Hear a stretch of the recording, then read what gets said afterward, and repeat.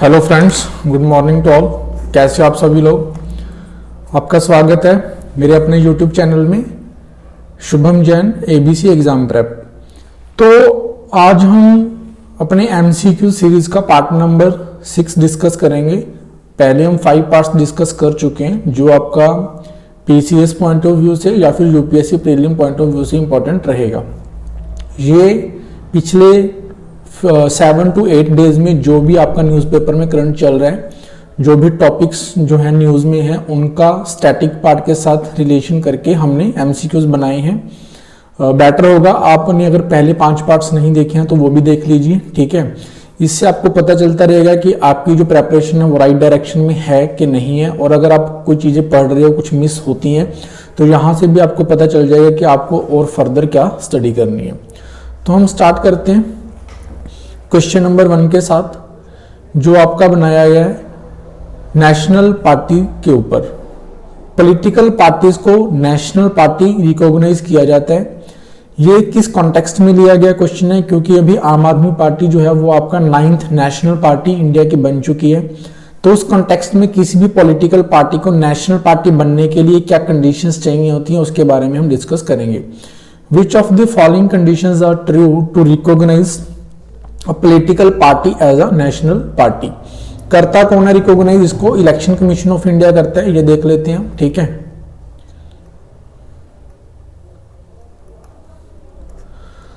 तो कंडीशंस यहां पे क्या दे रखी हैं? If it has won at least 2% of the total seats in the Lok Sabha elections from not less than 3 states.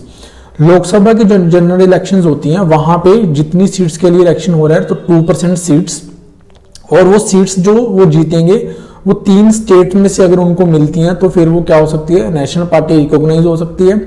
तीनों कंडीशंस इकट्ठी सेटिस्फाइड होनी इंपॉर्टेंट नहीं है। जहां पे जो दे रखे हैं पॉइंट्स, यहाँ पे और का मतलब यह है कि एक कंडीशन सेटिस्फाइड हो जानी चाहिए। If it win 6% of the valid votes polled from 4 or more states at general elections in Lok Sabha or Legislative Assembly and win 4 seats in Lok Sabha from any state or states। कहने का मतलब क्या है कि 6% valid votes होने चाहिए और साथ में उसको लोकसभा के इलेक्शन में मिनिमम किसी 4 सीट्स होने चाहिए, या तो एक ही स्टेट में से मिल जाए या फिर डिफरेंट स्टेट्स में से उसको मिल जाए। तो ये भी कंडीशन आपका सही है। It is recognised as a state party in 4 states. ये स्टेट 4 स्टेट में स्टेट पार्टी रिकॉग्नाइज हो चुकी हो तो तब जाके इसको क्या मिल जाता है? ये वाला नेशनल पार्टी का रिकॉग्नाइज वो हो जाती है। तो अगर हम आम आदमी पार्टी के केस में बात करें तो उसके लिए थर्ड वाली कंडीशन जो सेटिस्फाइड करते हैं ये, यानी कि 4 स्टेट्स में ये क्या बन चुकी है? ये एक स्टेट पार्टी बन चुकी है। तो इस क्वेश्चन में तीनों ऑप्शन सही है, मतलब कि और है यहाँ पे तीनों में से कोई भी कंडीशन अगर सेटिस्फाइड हो जाती है तो वो हो जाता है। इसके ऊपर बहुत सारे क्वेश्चंस बन सकते हैं, वो हम अपने पेड कोर्स में आपको डिटेल में इसको समझाते हैं, ठीक है। कि अगर पॉलिटिकल पार्टी नेशनल पार्टी बनती है तो फिर उसको कौन कौन से बेनिफिट्स मिलते हैं। स्टेट पार्टी को जैसे हमने थर्ड कंडीशन पढ़ा कि अगर वो 4 स्टेट में स्टेट पार्टी बन चुकी है तो फिर आपको स्टेट पार्टी बनने की भी कंडीशंस पता होनी चाहिए। तो इस तरह से ये कोई ऐसा नहीं है कि एक एमसीक्यू करने के बाद आपको सब सारा कुछ पता चल जाएगा। ये सिर्फ इसलिए है कि अगर मान लो आपने चीजें पढ़ी हुई हैं और आप प्रैक्टिस कर रहे हो तो आपको साथ साथ में चीजें रिटेन कितनी रहती हैं आप इस चीज के बारे में देख सको। नेक्स्ट क्वेश्चन हम डिस्कस करेंगे, question number 2। Which of the following statement is wrong. यहाँ पे रॉन्ग स्टेटमेंट पूछी गई है about the delimitation commission of India. हमने डिलिमिटेशन कमीशन के बारे में डिटेल्ड वीडियो बनाई हुई है क्योंकि असम में इसके लिए चल रहा था डिलिमिटेशन प्रोसेस।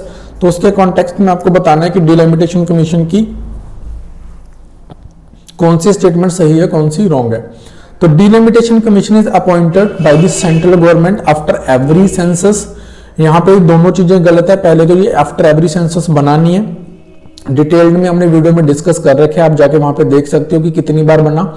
नेक्स्ट ये है कि ये सेंट्रल गवर्नमेंट की तरफ से अपॉइंट नहीं किया जाता। ये किसकी तरफ से अपॉइंट किया जाता है? प्रेसिडेंट की तरफ से। पार्लियामेंट इसके लिए पहले एक्ट बनाती है, फिर प्रेसिडेंट उसको अपॉइंट करता है। Orders of the commission can not be challenged in any court, ठीक है। इसके जो ऑर्डर्स हैं किसी भी कोर्ट में चैलेंज नहीं किए जा सकते, तो सेकंड ऑप्शन आपका सही है, फर्स्ट आपका रॉन्ग है। तो मैंने रॉन्ग स्टेटमेंट ही पूछा था, ठीक है। बस इस चीज का ध्यान आपको रखना है, एग्जाम्स में सिली मिस्टेक होने की वजह से आपका पढ़ा हुआ जो है वो खराब हो सकता है, ठीक है। सिली मिस्टेक्स मत करना। विच of the following country is not the part of Asian group. मैंने पहले भी एक जो हम एमसीक्यू सीरीज चला रहे हैं पंजाब गवर्नमेंट या अदर एसएससी गवर्नमेंट के एग्जाम्स के लिए, जो वन लाइनर टाइप के एमसीक्यूज रहते हैं, वहां पे आपको बताया था कि एशियन वैसे तो एक 10 मेंबर ग्रुप है, 10 कंट्रीज हैं इसमें, लेकिन अभी उन्होंने एक 11th कंट्री को ऐड किया, कमेंट करके वो भी बता सकते हो, वैसे हमने उन एमसीक्यूज में डिस्कस किया हुआ है। तो एशियन काफी न्यूज में रहता ही है, तो ये बताना है कि कौन सी कंट्री एशियन का पार्ट नहीं है। इंडोनेशिया है, म्यांमार है, थाईलैंड है, सेशेल्स आपका नहीं है, ये एक आइलैंड है, इसमें एशियन ग्रुप में वो नहीं आते। नेक्स्ट क्वेश्चन हम डिस्कस करेंगे, consider the following statements regarding the competition commission of India. ये बॉडी अभी न्यूज में है, इसका रीजन ये है कि इसने लास्ट ईयर गूगल के ऊपर एक फाइन इंपोज किया था और कुछ कंडीशंस इंपोज की थी। एंड्रॉयड ऐप को लेके मतलब कि काफी कुछ था, वो एक डिटेल्ड आर्टिकल है, उसमें हम बाद में डिस्कस करेंगे। लेकिन कंपटीशन कमीशन ऑफ इंडिया जो है उसने जो फाइन इंपोज किया, तो उसके बाद जो गूगल है वो उसने चैलेंज किया उसके ऑर्डर्स को, तो ये काफी न्यूज में चल रहा है। आपको ये बताना है कि पहले कंपटीशन कमीशन ऑफ इंडिया के बारे में देख लेते हैं, फिर बाद में मैं डिस्कस कर लूंगा कि वो टॉपिक क्या था। तो कंपटीशन कमीशन ऑफ इंडिया जो है वो एक स्टैट्यूटरी बॉडी है, जो पूछ रहा है। यस, पहली स्टेटमेंट बिल्कुल सही है। एक्ट जो है वो आपको पता होना चाहिए, 2002 में बना था। It was established on the recommendation of the Raghavan committee. Yes, ये भी सही है, राघवन कमेटी ने इसको रिकमेंड किया था और ये एमआरटीपी एक्ट को रिप्लेस करके बनाई गई थी, ठीक है। उसके बाद है it's award can be challenged only in the supreme court. True statement पूछा जा रहा है, यहाँ पे ये वाली स्टेटमेंट गलत है।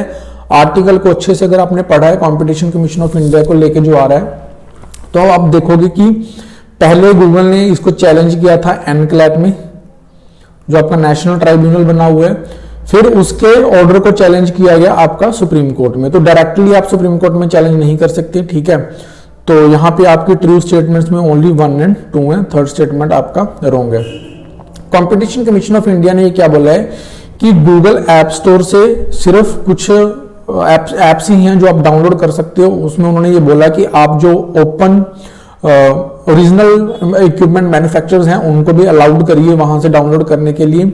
तो गूगल ने ये बोला कि इससे क्या होगा कि अनऑथोराइज्ड ऐप्स जो हैं वो बहुत डाउनलोड हो सकती हैं, सिक्योरिटी इश्यूज रह सकते हैं, डिजिटल इंडिया का जो एक चल रहा है उसको काफी प्रॉब्लम हो सकती है, और जो एंड्रॉयड फोन है वो भी महंगे हो सकते हैं। तो काफी सारे इस तरह के प्रॉब्लम्स हैं कंपटीशन कमीशन ऑफ इंडिया को लेके। ये बॉडी हमेशा न्यूज में रहती है, क्योंकि ये कंपटीशन जो मार्केट रेगुलेटर होता है एक तरह का, कि कंपटीशन जो है वो एक फेयर तरीके से चले, तो उसके बारे में काफी कुछ डिसीजंस लेती रहती है। तो इसके बारे में आपको डिटेल पता होना चाहिए।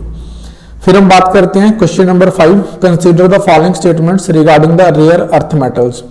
रिसेंटली क्या हुआ है कि स्वीडन ने बोला कि हमने आर्कटिक सर्कल के अराउंड एक जगह है कैरुना करके, वहां पे रेयर अर्थ मेटल के डिपॉजिट्स को फाइंड किया, जो यूरोप की इकोनॉमी के लिए क्या होगा, ट्रांसफॉर्मिंग थिंग हो सकती है। क्योंकि जो ये रेयर अर्थ मेटल्स होती हैं इनका बहुत जो एमर्जिंग टेक्नोलॉजीज हैं, डिसरप्टिव टेक्नोलॉजी जिनको हम बोलते हैं, इलेक्ट्रॉनिक मार्केट में भी इनका यूज होता है, या फिर और काफी सारी अच्छी टेक्नोलॉजीज बनाई जा सकती हैं जो हमारे क्लाइमेट चैलेंज को जो चेंज हो रहा है उसकी जो प्रॉब्लम्स हैं उनको टैकल करने में भी हमारी हेल्प कर सकती हैं। तो हमने ये देखना है कि जो ये रेयर अर्थ मेटल्स होती हैं उसके कॉन्टेक्स्ट में यहाँ पे कौन सी स्टेटमेंट सही है। करेक्ट पूछा यहाँ पे, they are set of 17 metallic elements. Yes, इसमें 17 एलिमेंट्स आते हैं, 15 आपके लेंथेनॉइड्स होते हैं, 2 एलिमेंट्स आपके और हैं। कमेंट करके मेरे को ये बताना कि रेयर अर्थ मेटल्स में और 2 एलिमेंट्स कौन है 50 लेंथेनॉइड्स के अलावा।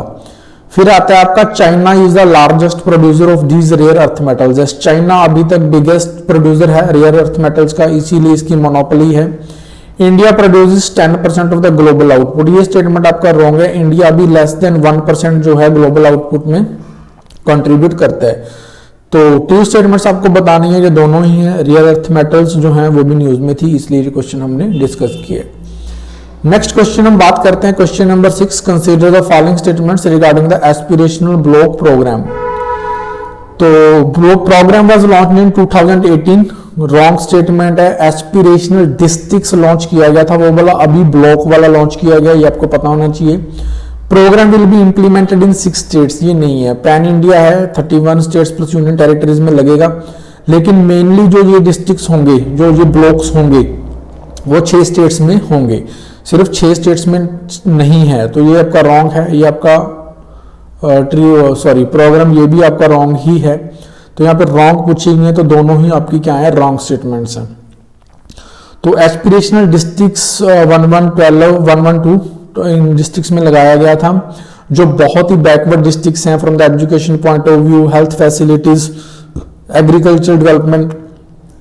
तो उन डिस्ट्रिक्ट्स को डेवलप करने के लिए प्रोग्राम चलाया गया 2018 में। अभी ब्लॉक्स में ये वाला प्रोग्राम चलाया जाएगा। तो इनिशियली आपके कितने सिलेक्ट किए गए हैं, 500 डिस्ट्रिक्ट सिलेक्ट किए गए हैं, जो डिफरेंट ब्लॉक्स में आएंगे।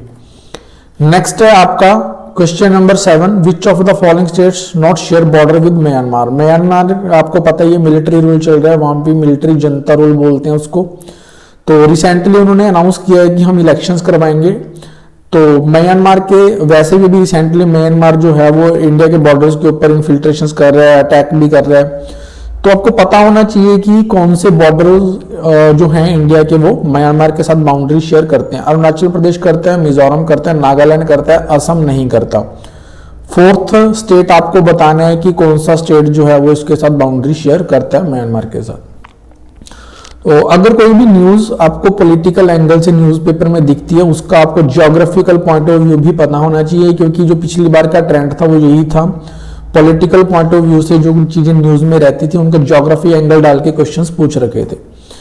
When Dhauliganga meets with Alaknanda, which of the following Prayag forms.